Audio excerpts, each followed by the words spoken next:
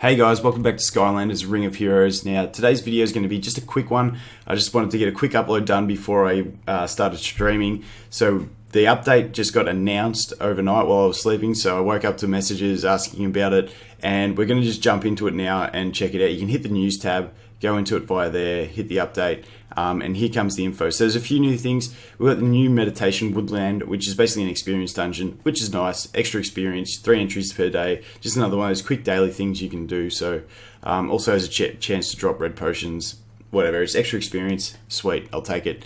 The next one is bonus for gem purchases.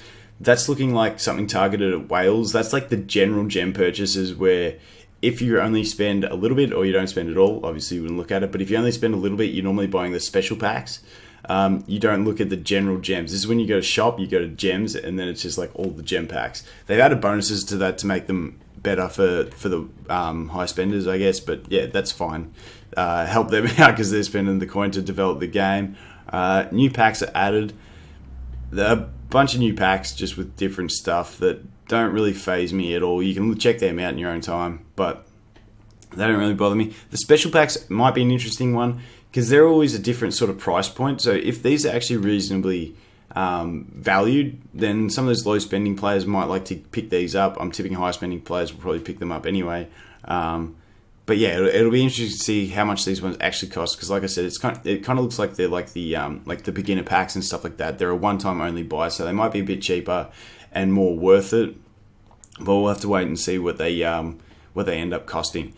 The main part of the patch, so you had the experience dungeon, you had the packs, and now you've got the skill adjustments. This is the big thing. So we'll go through these four, but the main two are at the bottom. Chopscotch.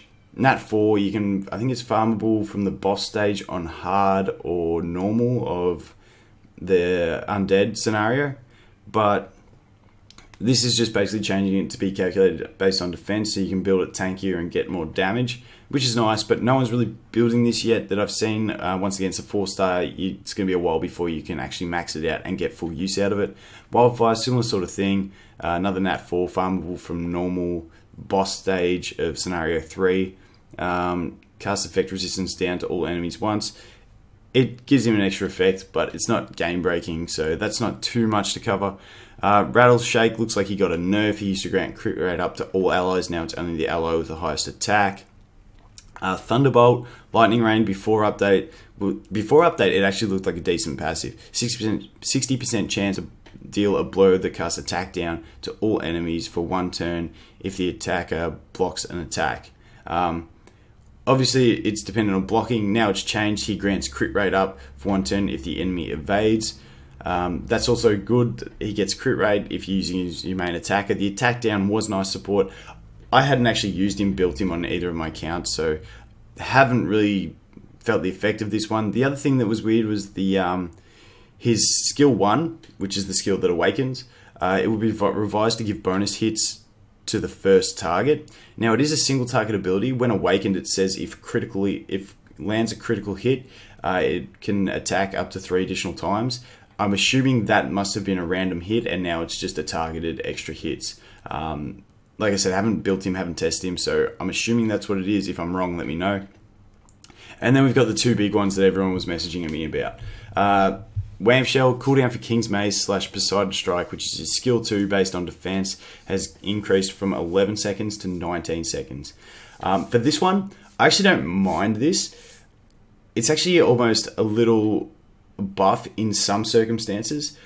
Basically for Beast Labyrinth, because you have the boss with the revenge counter. Yes, this skill does do good damage based on his defense, but I still find that my attackers do more damage than what the Wham Shell is going to be doing with this skill. So this is actually slowing down Wham Shell's skill, meaning he doesn't contribute to the revenge counter of the boss as much.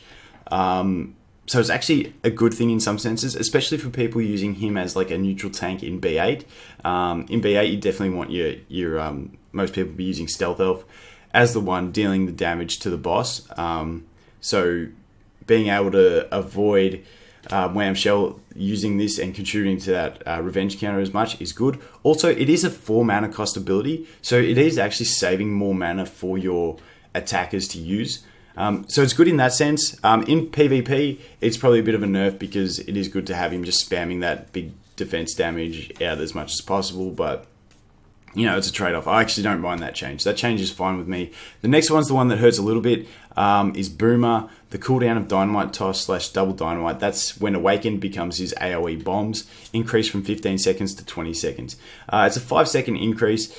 I don't think it's going to change the world and break Boomer and make him useless. I'm still farming him. I think I've got him at 5-star +4 now, almost at +5. So I am farming him flat out, trying to get him done. I'll probably test this on my soft launch server account where I already have Boomer built when it does drop. But I don't think see it being the biggest issue in the world. So for me, I'm still going to farm that Boomer, then Wham Shell 4B9. I think it'll work fine still the way it is.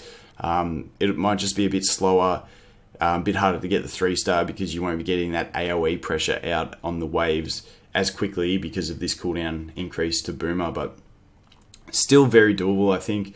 But yeah, we'll just have to wait and see. So that's it for the update, guys. There's not much to it. You had the XP dungeon, you had the packs, and then you had a little bit of balancing. So we'll see what happens when it does drop, and we'll go from there. So thanks for watching, and I look forward to seeing you in the next one. Cheers.